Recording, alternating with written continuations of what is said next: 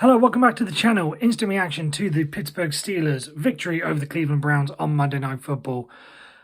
And I can finally breathe because my word, that was a tense one. I was working through just a couple of notes just on the coach's clipboard here that, just want to wrap it up because I'm pretty sure after that game, no one wants to discuss that, any 1 second more than it needs to be, because that was just an awful night from start to finish.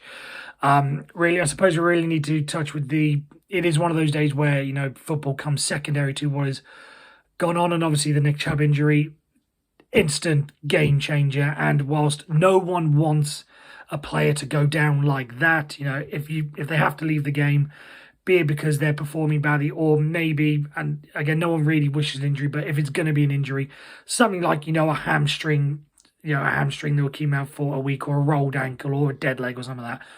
No one wants to see a player go out the way that Nick Chubb did. So, I mean, it looks bad. By the sounds of all the things, it's going to be a season ender. It's going to sound bad. Season ending if we're lucky, because the way that went, if you've seen some of the replays that went around on social media, you worry for his career long term. So hopefully it is, again, it feels weird to say, hopefully it is just a season ender and nothing long term. You don't want to see one of the better players in the league have to go down like that. But kudos to an extent for the Pittsburgh Steelers for taking advantage, especially on defense. We knew that once Nick Chubb went out, that there was going to be more of an emphasis on putting pressure onto Sean Watson, and the defense stepped up with all those sacks. And there is a reason I quickly changed into this, because we cannot go. In fact, I will, on my thing, underlined 3 times and circled T.J. Watt, star of the show, MVP. Obviously had his record-breaking sack, passing over James Harrison as the leading sacker in Steelers history. All well and good, but at points it was really a one-man show, and you don't really want that. After we talked about the depth that the Steelers had on the defensive side of the ball, this really shouldn't be. It shouldn't just be the TJ Watt show. And that's where, the other point I write down is on the defensive side of the ball is the run game is still an issue. We saw, if you're getting Nick Chubb out, you want to be able to control the run game at least with, whoever the backup is. But the Cleveland Browns backup in Ford showed that there are still massive holes that need to be addressed in the Steelers run game, and just in terms of everything, tackling as well, because we saw how many times late Deshaun Watson managing to break out of sacks or break out of tackles and gain things. So just the basics of that tackling just needs to be addressed from the Pittsburgh Steelers if they are going to go anywhere this season. And the other thing that needs to be addressed is that the offense still stinks. Now, I was saying this to my wife before the game. In a way, I hope the Steelers struggle, because that means that I can still put some blame on Matt Canada for what he's given us. Obviously, you want to win, but still have quote unquote a scapegoat, as it were. I must say, as much as I do not like Matt Canada, and there were some plays that were dreadfully called.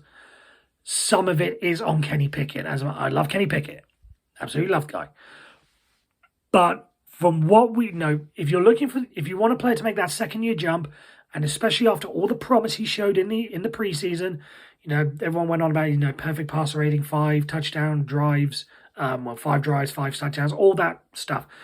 If you want to talk about that, yes, it is kind of showing how deceiving preseason is, because he has not stepped up and looking like he's going to make that second-year leap, at least based on these first 2 games. Again, still far too early to give a grand prediction for what's going on, but again, based on 2 games, he is not doing well. No, he's not doing well. Now, we would have understood, last week against the 49ers, arguably the best defense in the league. And whilst the Browns do have some great players, as made note of, players who were giving him trouble last night. Myles Garrett, great player, not disputing. He's not as good as TJ Watt, but he's a great player. So Darius Smith, Denzel Ward, Shelby Harris, just some to know. There was the Newsom guy as well. So many players. So many good players, but not as many as the San Francisco 49ers. And you would have expected him to be better against this defense than he was against the 49ers. And again, statistically, there was, there would have been some moments to think. Just overall, there were some mistakes that were 100% on Kenny Pickett. So as much as you saw, you would have seen on social media, and if you were able to hear it, I didn't hear it first time round. It's only when I saw it second time. The Fire Canada chants coming from the crowd, understandable, totally get. But let's not forget that some of this is definitely on Kenny Pickett, and some of the throws tonight, some of the decisions tonight.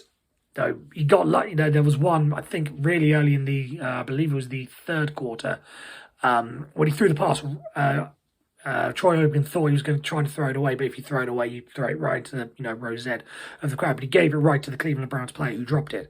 So some of Kenny Pickett's decisions and some of his throws were not good tonight.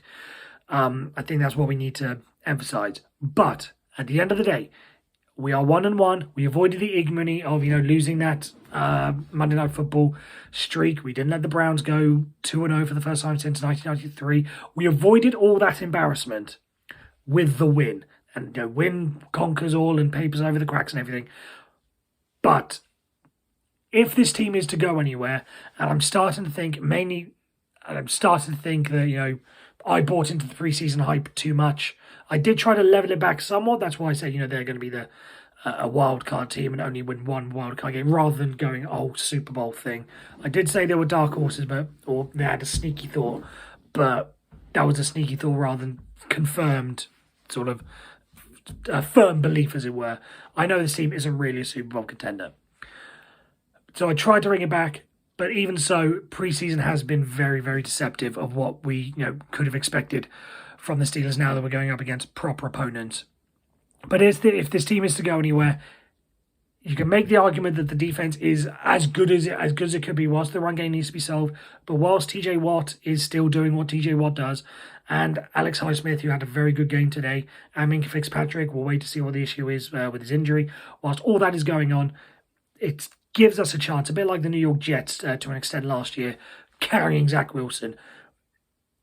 But that can only get you so far. We need the offense to step up if we are going to do anything this season, and that needs to be addressed starting this upcoming week against the Las Vegas Raiders.